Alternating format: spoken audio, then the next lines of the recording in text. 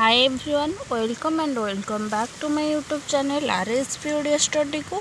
आज भिडियो रे हम ओडिया साहित्यर मध्ययुगीन ओडिया साहित्य डिस्कसन करबा। या पूर्व आम बहीर बाकी सब सिलेबस कवर करें। यार पूर्व सिलेबस एवं मध्ययुग ओडिया साहित्यर अनेक गुड़े क्वेश्चन डिस्कसन करें। जो मैंने वीडियो देखी ना प्ले लिस्ट देदेवी डिस्क्रिप्शन रे देखिपारे आपण मैंने।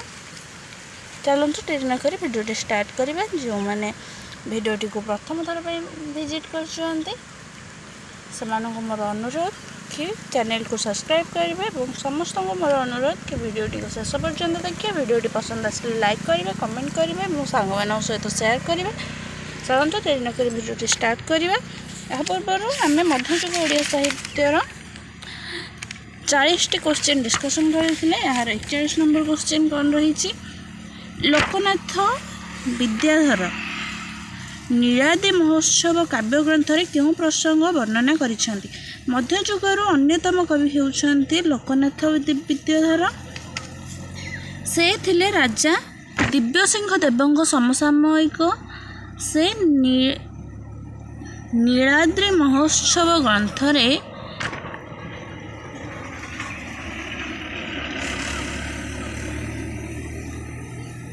नीलाद्रि महोत्सव ग्रंथ श्री जगन्नाथ द्वारा यात्रार वर्णना करने संगे संगे विविध अलंकार प्रयोग कर निजर कवित्व शक्ति प्रदर्शन करिसेंती।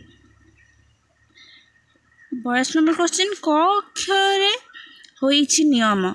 किए एही उद्धृति को केउ काव्य रे कहिसेंती? क अक्षर होइछि नियम एही उद्धृति को वैष्णव कवि दीनकृष्ण दासଙ୍କ श्रेष्ठ कृति रसकल्लोल काव्य रे कहिसेंती।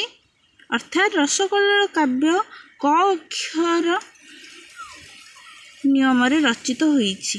23 नंबर क्वेश्चन प्रेम पंचामृत कहार रचना? से केउठी रहुथिले? प्रेम पंचामृत काव्यभूतिर पंडितंकर काव्य भूपति पंडितंक रचना। एथिरे गोपी कन्या मानंकु देवकन्या मुनिकन्या और गोपीकन्या भावे 4 भाग रे विभक्त करा जाइछि। कवि भूपति पंडित पश्चिम सारस्वत ब्राह्मण थिले। से गजपति दिव्यसिंह देवଙ୍କ ठारू जागिरी पाई कटक जिला रथिपुर ग्राम रे रहुथिले। 44 नंबर क्वेश्चन कल्लोले पद लालत्यम कल्लोले पद लालत्यम अर्थ कौन? यही उद्धृति को पंडित मृत्युंजय रसकल्लोल दीनकृष्ण रसकल्लोल काव्य महिमा सपक्ष कहिसेंती। अर्थात रसकल्लोल काव्य कांतकोमल पदावली प्रयोग रे निपुणता लाभ करेछि। 45 नंबर क्वेश्चन शक्ति चिंतामण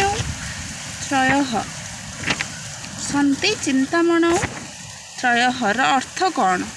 संस्कृत पंडित मानक लक्ष्य करी कहुवा उद्धृति परी पंडित मृत्युंजय कही उपमा भंज विरुष्य तस्सैव चार्थ गौरवम कल्लोले पद लालित्यम शक्ति चिंतामणौ त्रयः। अर्थात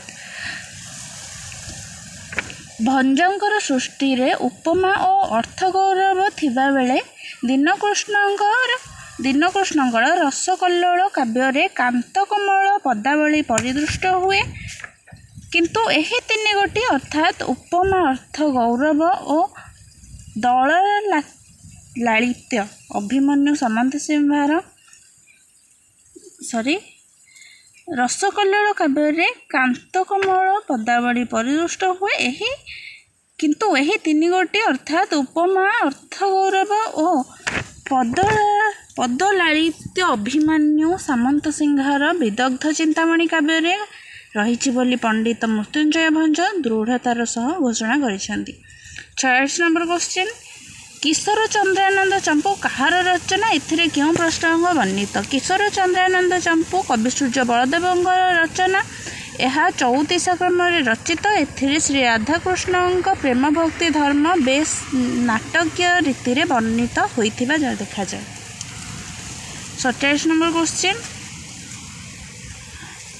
समर तरंग और तरुर विनोद केउं कवि रचना? यही दुई ग्रंथ रे केउं प्रसंग वर्णित? समर तरंग और तरुर विनोद कवि ब्रजनाथ बड़जेना रचना। मध्ययुगर शेष भागरे यही कवि ख्रीष्टीय 1730 रु 1795 समर काव्य समर तरंग रचना करथिले, ଯେଉଁଥିରେ समसामयिक युद्ध विग्रह मूलक कथावस्तु वर्णना करा जायछि, किंतु चतुर विनोद तांको द्वारा रचित एक गद्य ग्रंथ।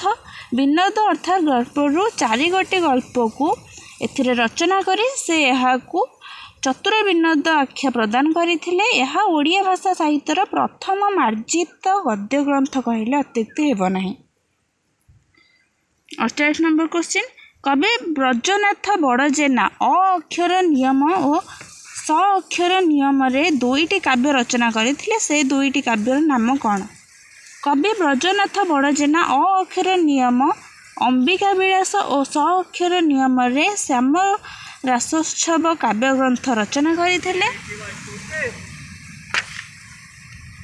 49 नंबर क्वेश्चन, कवि भक्तचरण दास केउं धर्मर उपासक थिले? तांकर